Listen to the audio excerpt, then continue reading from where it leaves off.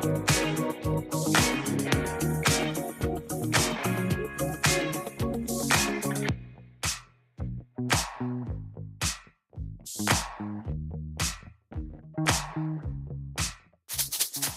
there, Shakers, and welcome back to another episode of Worth Your Salt, the podcast that's here to supercharge your marketing in the health and wellness space. I'm Jennifer Orechwa, StoryBrand certified coach, and over the past 2 decades, my team and I have tested, iterated, and figured out what it takes to market and grow so you don't have to. Now, I'm here to help you apply the marketing systems that truly work.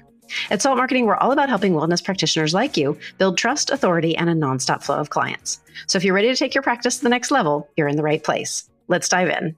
My guest today is Jessica Nunn, CPA and the founder and CEO of Maven Financial Partners. Jessica started her career in one of the big 4 accounting firms and then co-founded a financial consulting firm based on dental and med spa practices, all before founding Maven. Today, Maven Financial Partners advises over 100 clinics across aesthetics, healthcare, and dental. She's also the co-author of Med Spa Profitability, a book that's been called a Med Spa MBA crash course. It empowers owners to double revenue and triple profits. Jessica's superpower is turning complex financials into clear strategic insights, helping wellness practice owners feel confident and not overwhelmed. Plus, she's a reader, mom, and yogi who practices what she preaches about balance. Jessica, welcome to Worth Your Salt. Thank you. That was beautiful. I'm going to need you to send me that bio. I loved it. I'd love to start out, and we often ask this of our guests, a little bit of your background, what led you to where you are now. Can you share a little bit about your career path from that Big 4 accounting to founding a firm specializing in health practices? And what led you to become a fractional CFO for med spas and aesthetics and plastic surgeons?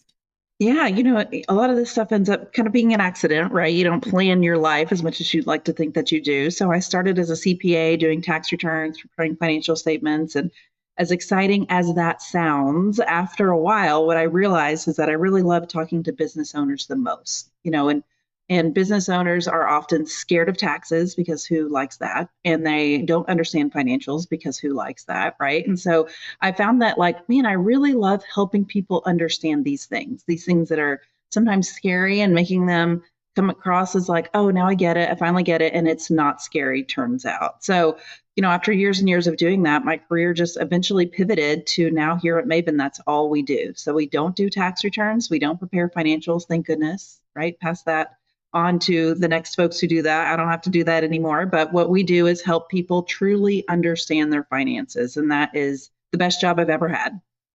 I love that you take the stress out of it, because that's what we hear from a lot of the practitioners that we work with is, I'm ready to expand, but I don't know financially, I don't know what the right decisions are. So that's a resource that's definitely needed. But for somebody who's kind of new to what it is that you do, how would you describe what a fractional CFO does, like in everyday language?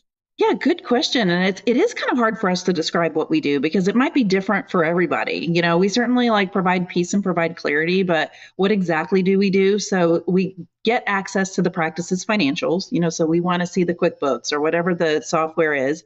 We actually also get access to the practice's EMR. So whatever they're using for their patient charts or, their scheduling, their bookings, all of that, we want access to it because what we want to do is extract all the juicy data out of the financials and out of the practice management software so that we can tell the story of what's happening in the practice. So we're taking that information and presenting it back to the clients in a much easier way to understand and to follow so that we can quickly and easily say, this is the problem, right? You're overspending here, you're underspending here. Your real problem is that you need to fill your schedule. Once you do that, the financials will, you'll be more profitable than ever. Or the real problem is that you need to pay your team differently. Once you do that, you'll be more profitable than ever. So, as a business owner, practice owners wear so many hats, they're juggling so many balls. So if we can say these 4 financial things are actually working perfectly, don't worry about those. Instead, focus your attention on these 2 things right now. Like what clarity? We're providing so much clarity. Brilliant. But so at what point of revenue or headcount or complexity does a fractional CFO make sense compared to just your bookkeeper or your accountant? Yeah, we have to have a bookkeeper in place. We have to have someone to do the taxes. Those are non-negotiables. Even if someone's working with us, a lot of times the practice manager will be doing the QuickBooks or the practice owner will be doing their own QuickBooks. And unless they've been trained as an accountant in some place, we're usually recommending that the first thing they do is hire that accountant, bookkeeper type person so that we know what we're looking at is accurate. But I'll tell you, we help practices that aren't even born yet. The ones that are still being, there's still thoughts in the brain, but, they're working to start up a practice or to open a new practice. We help then. And then most of our practices, I will say, have more than just the owner as the provider. So we do have some that we help that the owner is the provider. They're the only provider. And while we can provide financial clarity to that person too, and kind of show them exactly what they need to do to grow their practice, at some point that provider is full. And then what? So we're really helping practices that need to understand how their other providers are performing. You need to optimize revenue with, we say it, hands that are not your own, right? How can we get others in your practice working so that you're able to work on the business a little bit more? So I would say once practices kind of reach the point to where they're hiring other providers, and usually their revenue is about $1 million or more a year. But that surprises people often, right? They think they have to be this huge organization to have access to a CFO. What even is that? Chief Financial Officer. That sounds fancy. I can't believe that I can have 2 employees and my revenue is, right at $1 million a year, and I can get access to someone with that financial knowledge. And that's honestly like my dream, is to bring that sort of expertise to the small practice owner that otherwise wouldn't be able to tap into that expertise. So empowering for med spa owners. So how do you start? How do you bring order? You talked about looking at the medical records and looking at QuickBooks. Yeah. But how do you bring order to a disorganized med spa finances? Like, what's your first move? Okay, so our first move, we're not marketing brains, but we had to dig deep and get creative with our first meeting because it's so impactful and so important. And we call that a review and roadmap. So what we do is we meet with the client for the first time. It's 2 hours. So, as a practice owner, they come, they're usually scared. I'm going to the principal's office. No one's ever looked at my numbers before. Some will say, I feel like I'm getting naked in front of you. This is so scary, right? That I'm revealing all of my finances to you. But what we've done since, the practice engaging with us is we've compiled all of their data into this. In our minds, it's a beautiful report. And we spend the 2 hours really talking about where has the practice been? How are the costs aligning with the revenue? What's the profitability like? What's the journey been from our eyes? We have a different perspective because we see multiple practices throughout the country because we're focused on the financials. But what's the journey been? How have the providers performed? What's the production? What are the collections? What are the patient visits? What have the appointments been? What's been going on in the practice over the past several years? And then the second half of the meeting is, and what do we want to do going forward? So we map out every provider. How many patients will they see? Best guess. When they have a patient in their room, what will the production look like? What does the sales look like based on what you've kind of done before? And this is where they may say, well, I want to invest in a new device. How will that change things? Okay, let's see, right? I want to hire someone. What will that look like? Okay, let's see. So we're really building the financials of the practice into the future. We're building the budget month by month for at least the rest of the year, if not more.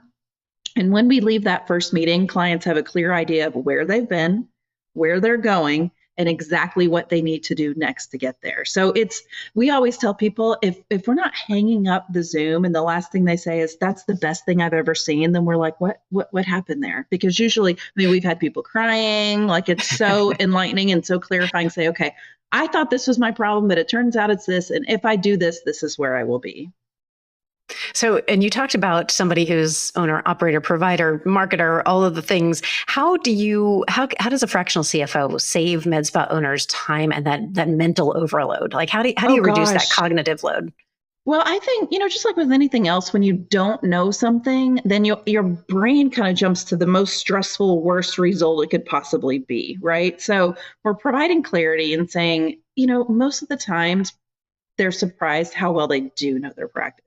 They'll say, I've been feeling this. Okay, well, now we're proving it to you in the numbers, right? Or maybe they've been feeling something else and we're proving a different result to them in the numbers. So I think just getting that clarity and a lot of them have never looked at, especially the provider metrics. We provide revenue per provider per hour. So we want to say, okay, this injector is generating this much per hour, but this injector is only generating this much per hour. Let's talk about why, and they've not dived into the numbers with that much detail before. And even a lot of times they've tried and they've wanted to, but it's hours and hours and hours of pulling the data, right? We have a whole team that does that. So it's nice taking that off people's plates if they are trying to or attempting to or even want to do it. But I think, really when we're providing this clarity, we're giving them a peace of mind, helping them sleep better and helping them really focus on what they need to do next. because you're right, like a lot of practices really do want to know the finances better, but they don't know where to start. They don't know how to look. They weren't trained in this. And when you don't know something and you try to look at, accounting, it just, it's overwhelming and it feels icky until you really have someone walk through it with you. Yeah, that makes perfect sense. All right, we have to take a quick sponsorship break right now. When we come back, I want to dive into your expert take. And you alluded to this as far as like, how much do you spend to grow? Where do you put your marketing money? So how much med spas should be budgeting for marketing when they're looking for that profitable growth? Plus, I want to share a special giveaway with our audience. We'll be right back. Are you exhausted from running your wellness business by the seat of your pants? Spending every spare second trying to piece together marketing emails, social posts, and sales pages while your Keep app is basically screaming for attention? Listen, I get it. It feels like there should be more to show for all the hours, the hustle, the worry, right? But here's the truth. Hard work alone isn't enough if you don't have the right systems and shortcuts. That's why inside the Salted Edge membership, we've loaded up the ultimate wellness marketing toolkit. Think swipeable templates for your emails and social posts, done-for-you checklists, action-packed guides, and even copy and paste AI prompts, so you never start from a blank page. You'll also get access to our tech library. Yes, even step-by-step walkthroughs for your Keep app. Plus pre-built automations that will make your marketing run like clockwork. Ready to stop feeling stuck and start seeing predictable, scalable results? Head to getfoundgetbooked.com and join us today. The Salted Edge, for wellness business owners who are done grinding and ready to grow. That's getfoundgetbooked.com. We're back here on the Worth Your Salt podcast with Jessica Nunn of Maven Financial. And so, Jessica, let's get right into it. What percentage of a med spa's revenue should be allocated to marketing and growth? And does that percentage shift depending on whether the med spa is just starting out or already established? Yeah, I was going to say it depends, right? So we talked to some practices that, filling the schedule is not the problem. In fact, we have more patients than we know what to do with, and we're barely answering the phones. That practice probably doesn't need to spend as much in marketing. Maybe they need to focus on hiring or training their team or growing their space or whatever it is to fill the capacity. We talk with other practices who think they're as busy as they can be or need to be and just feel like maybe they're not profitable for another reason. When we dig deep, we realize that the providers aren't fully utilized, meaning their schedules are really a lot more open and there's a lot more time that they could be seeing patients if they had those patients, right? So those practices, we oftentimes are recommending they spend more money in marketing. And the clients are like, I thought you were going to tell us to stop spending money. And so they're surprised and we say, spend more money, right? But if fixing the problem means filling the schedule, then what do we do to fill the schedule? And we all know that usually starts with marketing. So, rule of thumb, 2 to 5%, but if a practice hasn't opened yet, it's certainly going to be much more than that, right? Or if a practice has a lot of capacity because they're brand new or they've recently hired a new provider, it might be more than that. So we look at the full context of the situation. What's the utilization of the providers, right? What's the profitability? Where's the cash flow before advising on that? But I think, rule of thumb, 2 to 5%, obviously more if you need more patients, less if you can barely handle the patients that you have. Yeah, but that's a great baseline to be able to say that. So when we're talking about metrics, you've talked a little bit about, revenue per provider per hour. Is that sort of the golden metric? Is that the thing that we should be looking at more than anything? Yes. Okay. So we look at three things when we're looking at provider. We call them key performance indicators, KPIs. We look at production per hour per provider. We look at production per appointment, actually, because they tell us different things, right?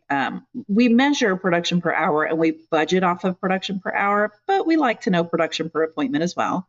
And then we look at utilization, which is a measurement of capacity, how busy we are, how much availability we have left in the schedule. So if we want to increase a provider's production, the formula is we need to decrease their utilization or increase their utilization, right? Decrease their open time. So they need to be busier when we're paying them to see patients. And then ideally we need to increase their revenue per hour. So the time that they are working on patients, we need that to be, more efficient or more comprehensive. We're no clinical, coach here. We're not going to tell you necessarily how to do that, but we can compare providers to the same practice or the same type of provider in another practice and say, usually injectors tend to be generating more per hour. What's going on here with yours? Yeah, that's a great thing to look at too. And so for that person who is able to work on the business as opposed to working in the business all the time, what about budgeting for promotions or discounts? Like, especially when we're launching versus, making new services, what kind of budget do we have for promotions? Yeah, that comes in all shapes and sizes, certainly in med spas. We have a membership, usually that provides a discount. We may have a discount on packages, things like that. So it is really important to look at that. What we like to do is we like to see what if the discounts and promotions kind of averaged historically as a percentage of revenue. And we're going to apply that same percentage going forward. So just because your provider may be generating, call it $500 per hour, we're probably only going to get $450 an hour. Let's make sure we know that. But then secondly, we have to really think about that impact on profitability. We had a practice who their cost of goods, which is like the supplies and the consumables, were super high as a percentage of their revenue. We really like them to be below 40% certainly, but maybe 35% of revenue. And they were like 45, 50%. We're like, what the heck is happening here? Are you just buying way too much in supplies? What's going on?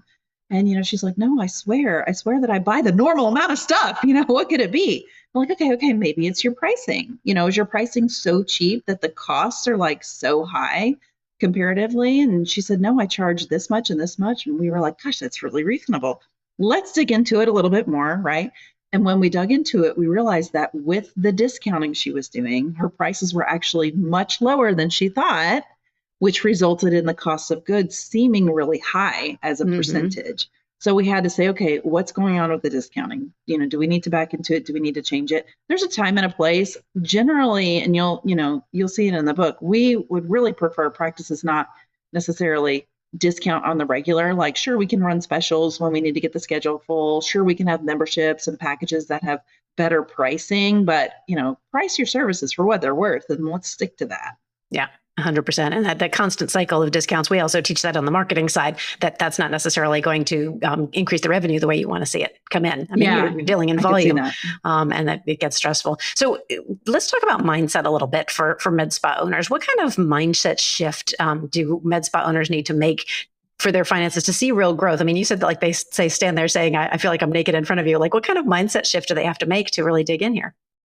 I think the ones that are most successful after seeing, their financials and after being in meetings with us are really open-minded about, what they might be doing to maybe get in their own way, right? As leaders, sometimes we think, well, this is the way that I've always done it, so I'm unwilling to change, right? Whether that's discounting or, hiring or how we pay people or how we lead the teams.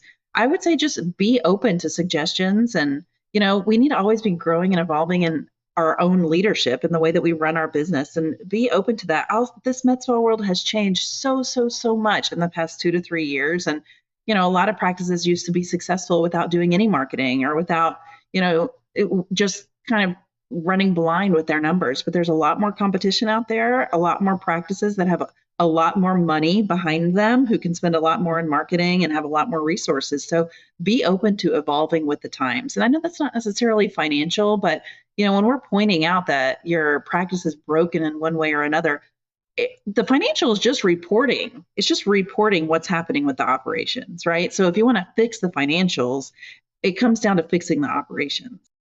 Yeah. Sometimes that mirror is hard to look in, though, right? So, it is. Yeah. And we tell people, like, look, your numbers are an x-ray. That's for us to diagnose the health of your practice. And I think some people think by signing up with us, their life will be forever fixed. And it's like, no, you have to do the work behind the scenes. We're just telling you what's happening. If you're not willing to go in and change the practice and be a good leader for the team and, grow your providers and train your providers and do all the things that we're recommending in order to generate more profitability, you're going to have the same result.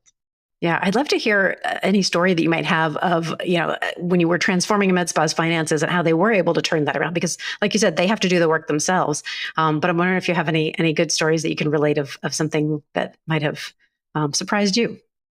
Well, I would say, providing the clarity and giving them the confidence. A lot of times, especially providers, they get into this business because they love working with patients and they love doing what they do as a provider.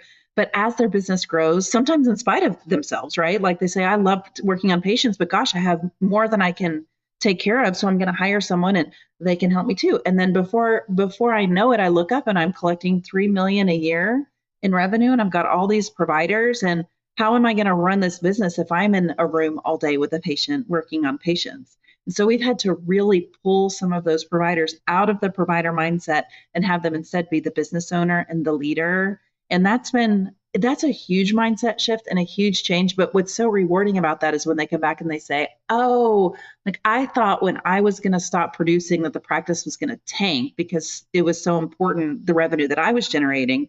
But now I see my impact leading the others, the other team members, and we can still maintain the same revenue. But now I'm teaching them and training them and making sure that everything is the best it can be for the patients and for the team. And now look, the profit is the same or better.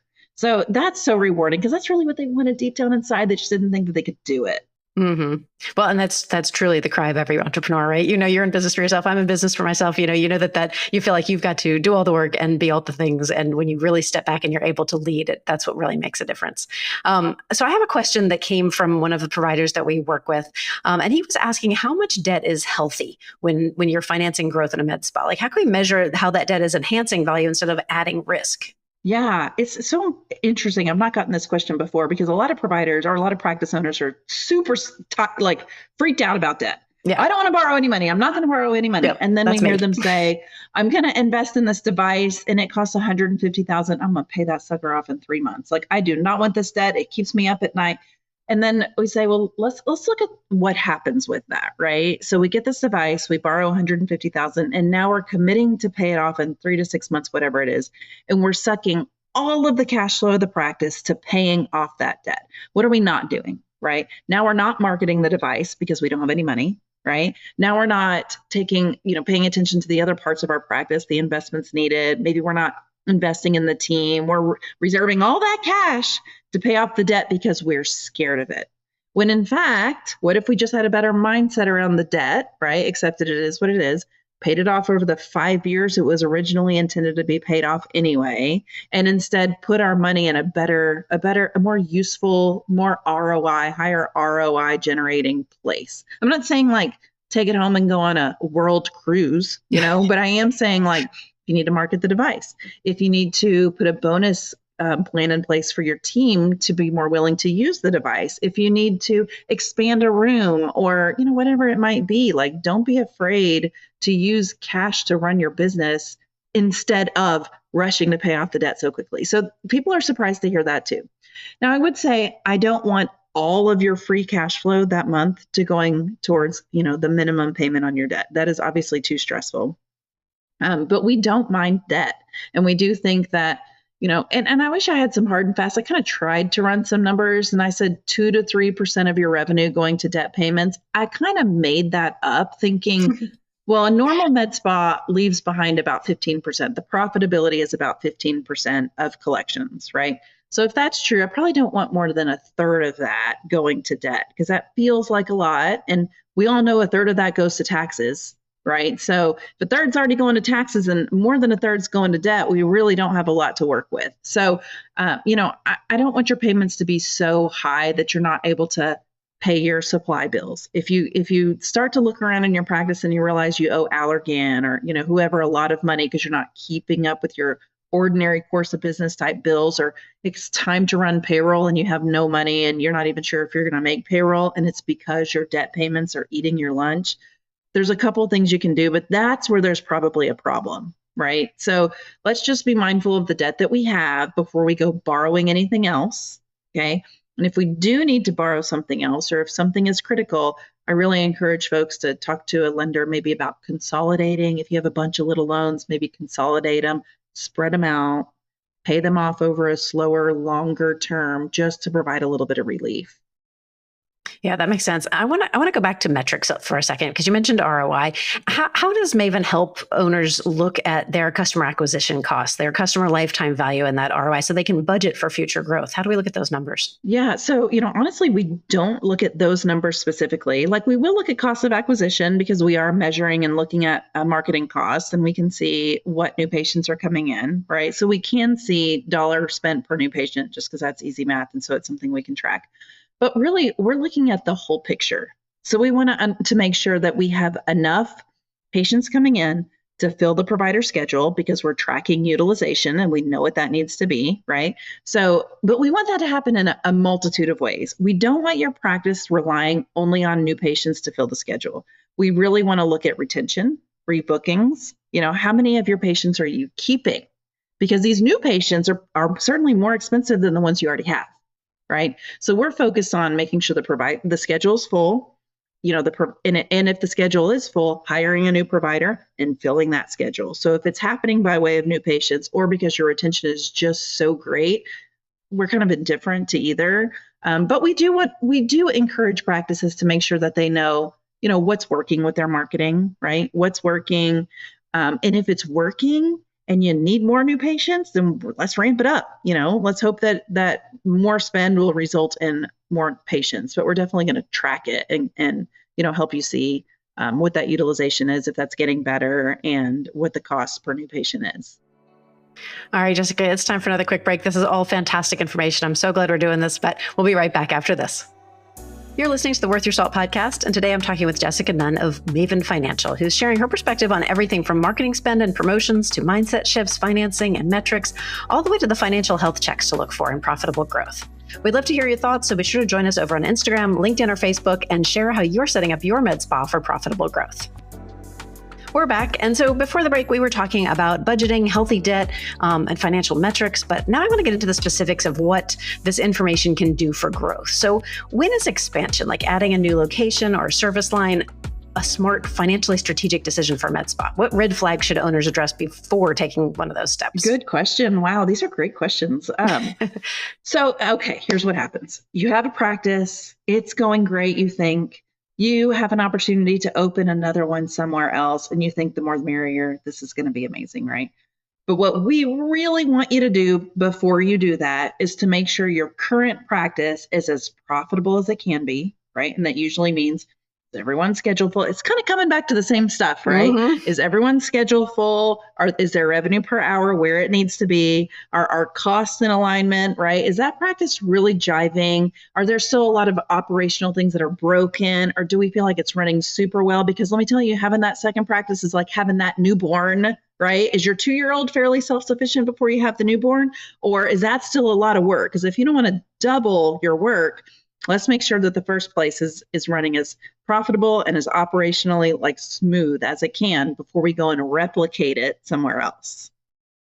That makes sense. So in your experience in med spas that you've helped expand, what kind of financial planning was critical in making those plans to expand? Yeah.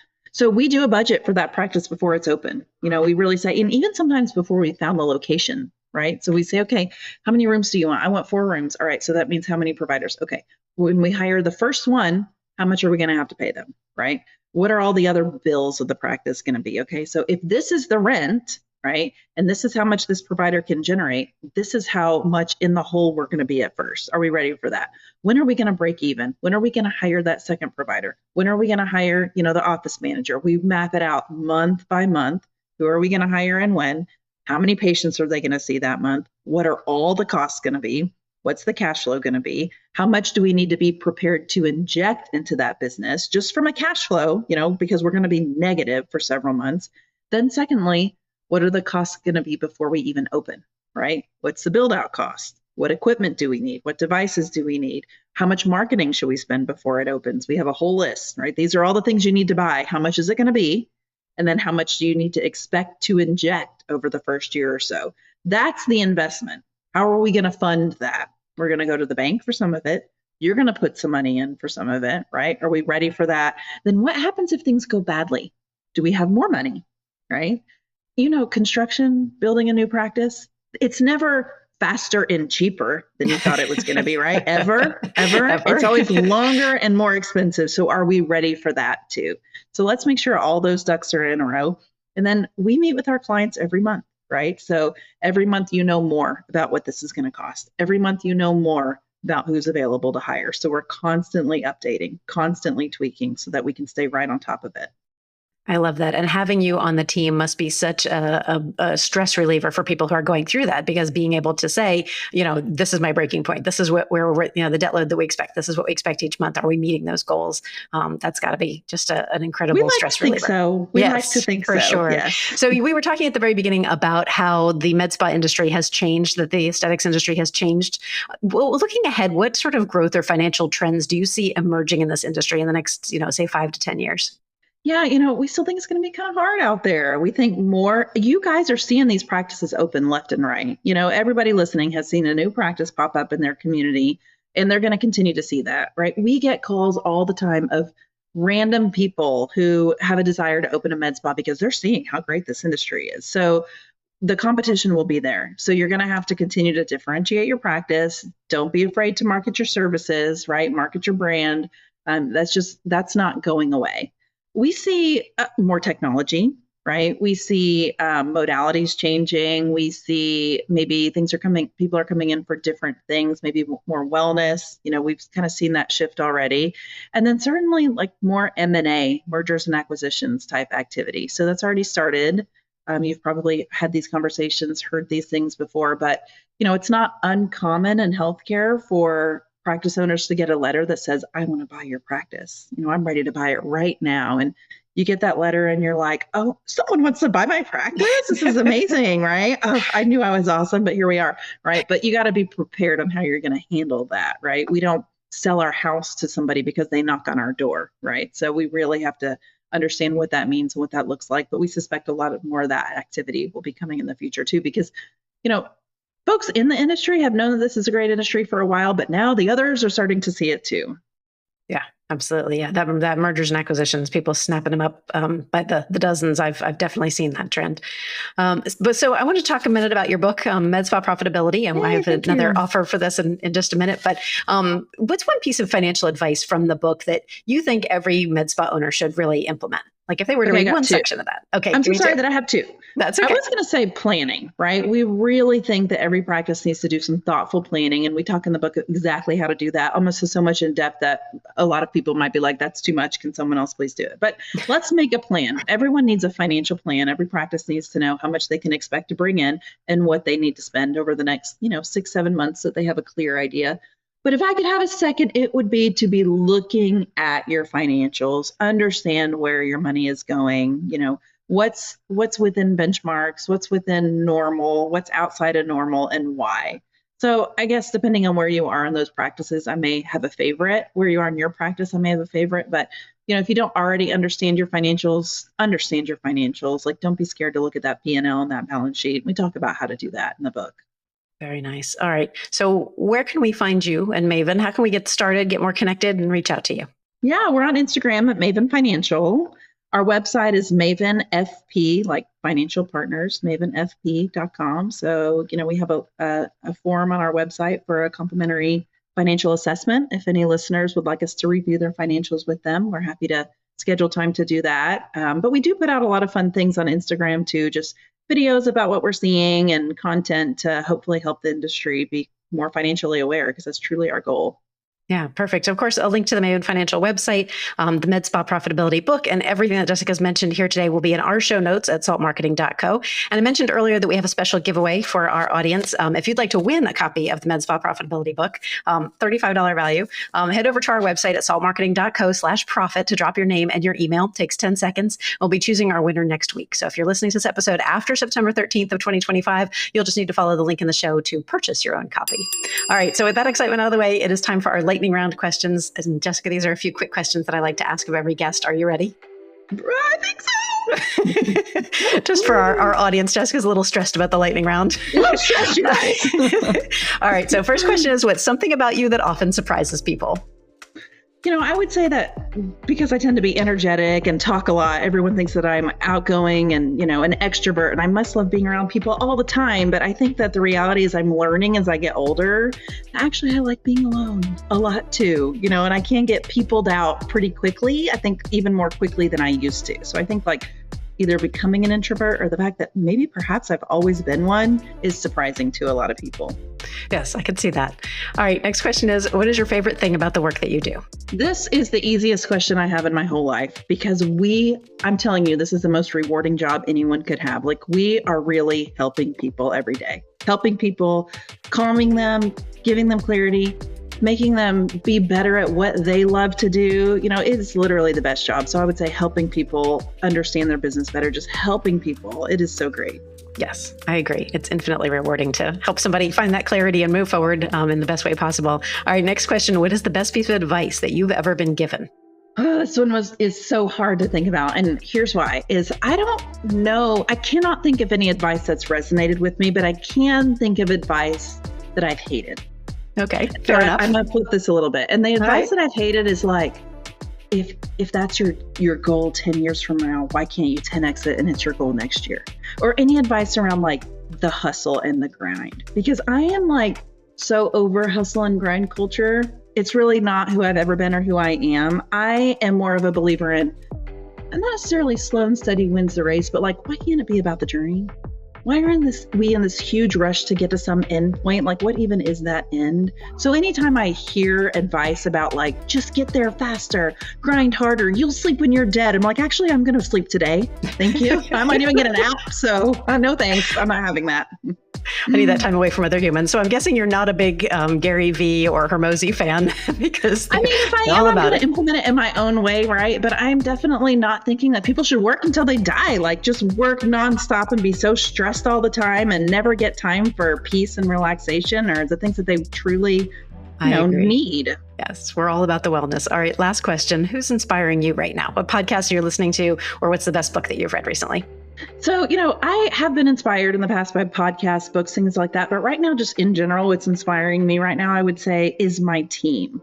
Like, if anyone has had the luxury or, the joy of working with a team that inspires you to keep things going and to make things better constantly for them, it is where we are right now at Maven. And, there's 15 of us, and everyone just, I would say, truly loves taking care of clients. And it's so inspiring to see how much they love doing it, right? It makes me want to give them the platform to do it better and for even more clients. So, Kristen and I will travel the world speaking to get more clients, not for us, right? For the team, because they want to take care of more people. And how amazing is it that they're inspiring me to want to grow this business and want to help more people across the country so that they can fulfill their career goals and dreams. Like, it's really, I think, what's driving us right now. I love that. And you all lift each other up. That's the greatest team that there is, if you can do that. Jessica, thank you so much for joining me on this week's episode of Worth Your Salt. I also want to thank you, Salt Nation. If you have a great success story, I'd love to talk with you and share your story. So tell us about why you're worth your salt by emailing us at grow@saltmarketing.co. Of course, be sure to subscribe to Worth Your Salt so you never miss an episode. Finally, leave us a review or give the show a handful of stars wherever you get your content. That's all for this episode of Worth Your Salt. Be sure to join me again next time. In the meantime, let's get out there and shake things up.